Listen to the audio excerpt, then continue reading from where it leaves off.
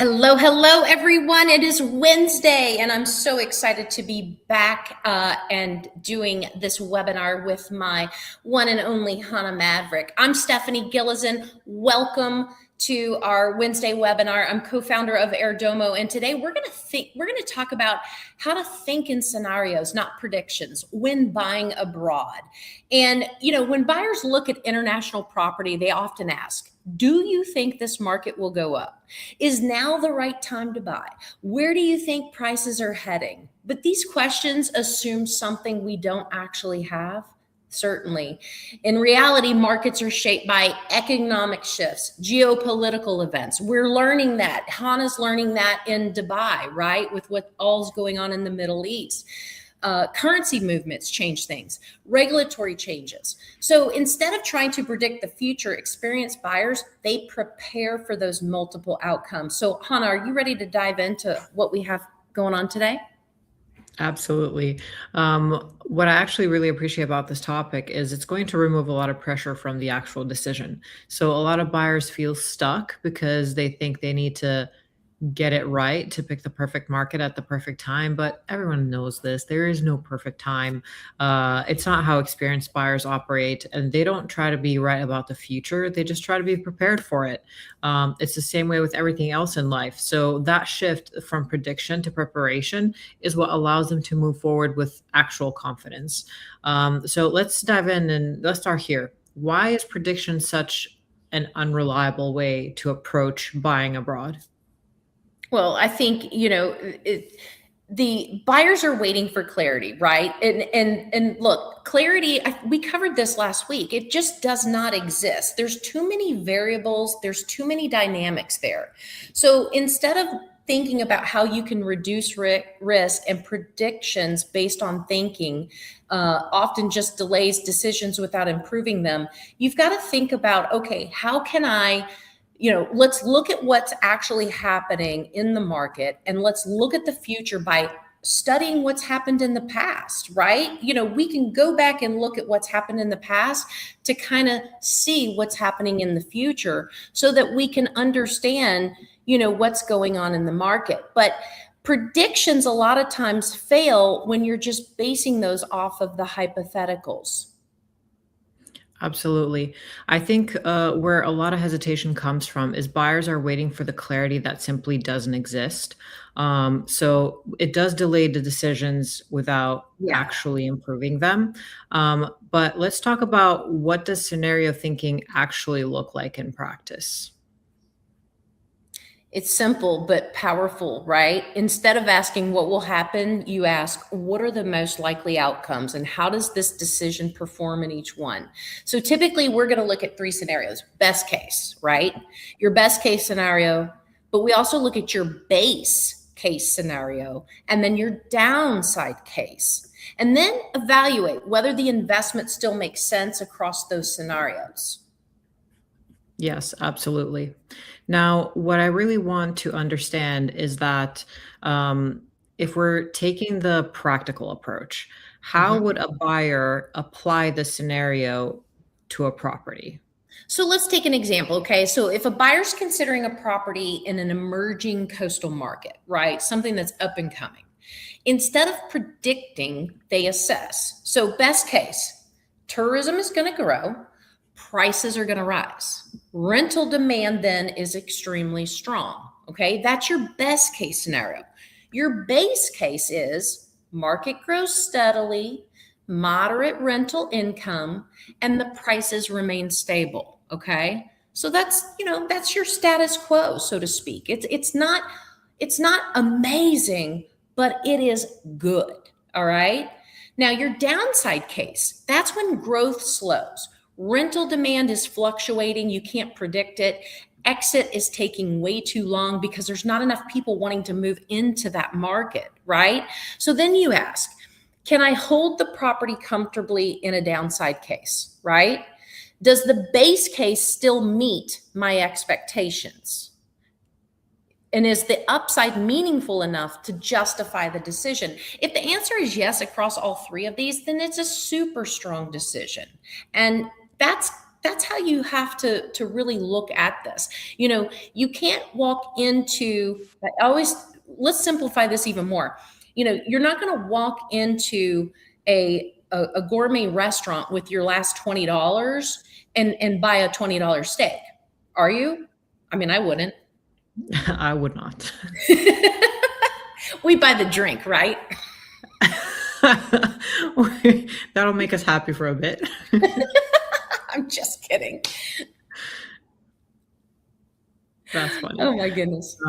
Well, what it really does is remove the need to be perfect, right? You Right. don't need the best case scenario to happen. You just need the deal to remain intelligent, even when those conditions are average or even imperfect. And it's a very different standard. And I think what you talked about earlier is the current situation in the Middle East. It really made people here think differently about real estate, and those who made the right decision, that decision will still be right when everything is back to normal. Well, So and things are still selling there because it is a very safe place to be. It's proven that as well too. exactly, and there's a lot of really great projects that are coming that we will definitely have on Air Domo and talk about more. But let's talk about capital. How does this approach protect buyers financially? Well, it forces them to confront the risks up front, right? Instead of assuming everything will go well, you know, they plan for variables. This helps with avoiding over leveraging, right? You don't want to over leverage yourself. They'll choose properties with flexible uses. You know, maybe that's the property that you can have short term rentals or even long term rentals. You can prioritize markets with real demand. Maintain liquidity. That's important. So, in other words, they don't just optimize for the returns, they also optimize for the resilience. And that's a lot of times when you look at markets, and we've covered this a little bit, and we've got plenty of properties that do this. You know, they stay seasonal. They're not just seasonal, they stay yearly with you know, having the warm markets be consistent. So, you know, maybe it's not 12 months out of the year, but they'll have a winter season. So you're getting that ski resort, and then they'll have those summer months as well too. Or you'll have 9, 10 months out of the year that people want to go put their feet in the sand. Exactly. Places like Portugal, where we have 340, 350 sunny days a year, which I think is pretty amazing for Europe. So yeah, we have a bunch of gems like that where the return is always, always good, and you can see them on Airdomo. When you look at the map and you look at those areas, the real estate is gorgeous, and the return is always great. I think it's also where sophistication comes in, because less experienced buyers really do optimize for the upside, while the more experienced buyers optimize for that survivability first and upside second. Because if you can stay in the investment, you give yourself time for the upside to actually materialize, which has proven to be right time and time again, right? That's right. Let's talk about the scenarios versus the time versus timing the market. How does this relate to timing the market at all? Well, because instead of asking, is this the perfect moment? You're asking, does this work across different moments? You know, if a deal only works in perfect conditions, it's fragile, right? If it works across multiple scenarios, it's robust. So that's what you've got to look at. I mean, come on, you know, nothing's perfect. So you cannot the person looking for the perfect everything isn't buying anything. Yes, we had that a lot with our clients, as you can mention as well, where some people were just looking for that perfect thing, and they ended up buying for years. Yeah. And I know you have a lot of stories like that, which just proves that waiting for the right time is never going to happen. So instead of trying to catch the exact right moment, you're basically asking whether the opportunity is robust enough to justify entering it now. It's a much more stable way to make those decisions. But let's talk about something that people always ask on our webinars so that they can know what to avoid. What are the common mistakes without scenario thinking.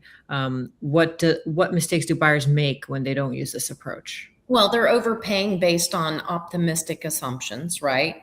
They're underestimating the downside risk. They're ignoring exit timelines. I mean, that's a big one, you guys. If that's something that, you bought early on intentionally to ride the wave of the up appreciation, but then you ignore that exit and then it starts to decline, that's a big one, right? And then choosing markets based on hype. That is one that, I hate to bring up certain places, but it has happened where influencers on social media will go and party and show that a place is just amazing and every single person wants to go there.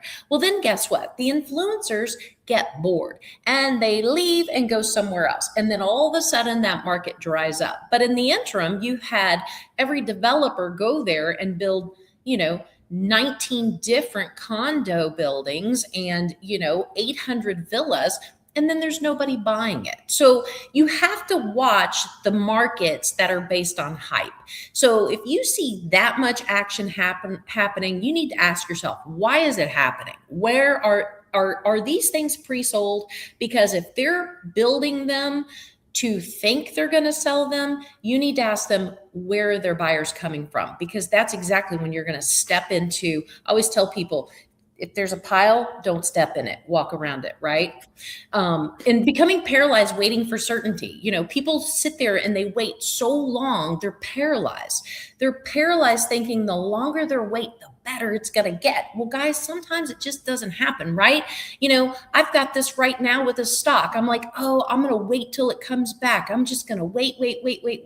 I said that at $14. I said, I'm going to sell it when it gets back up to 18. Well, you know what? It's sitting at $6 today. I'm paralyzed at that mistake, right? We do it. We all do it, So without scenarios, buyers are either too optimistic or we're too hesitant, right? And neither leads to good outcomes.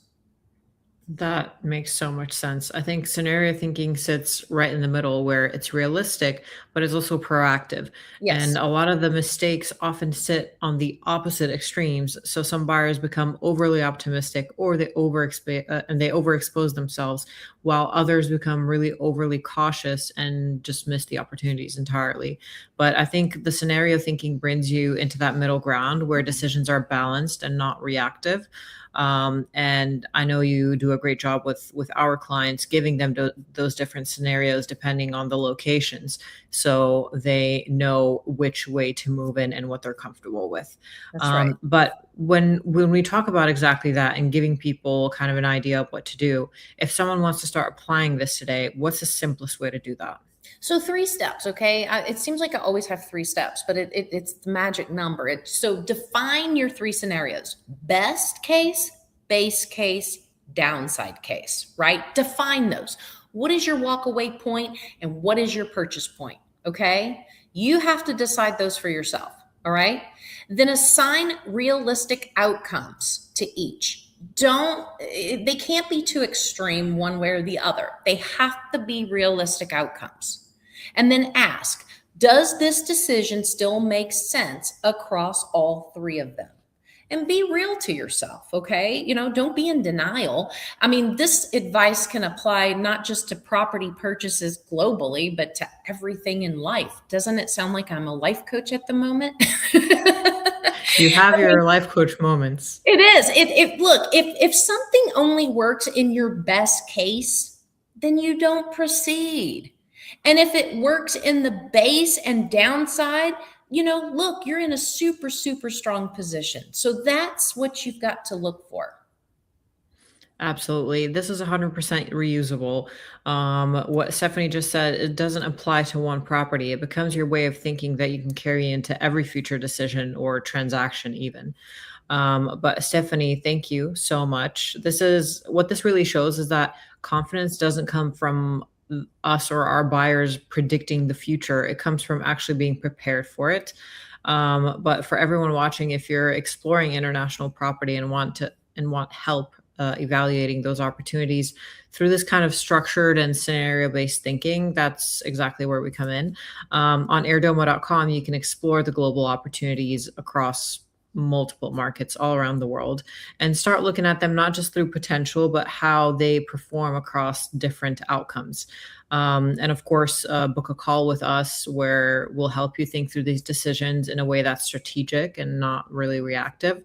And if you don't even know which country to start in, then make sure to do the Domo Match quiz. That's on airdomo.com. And we will see you in the next session. Bye, everyone.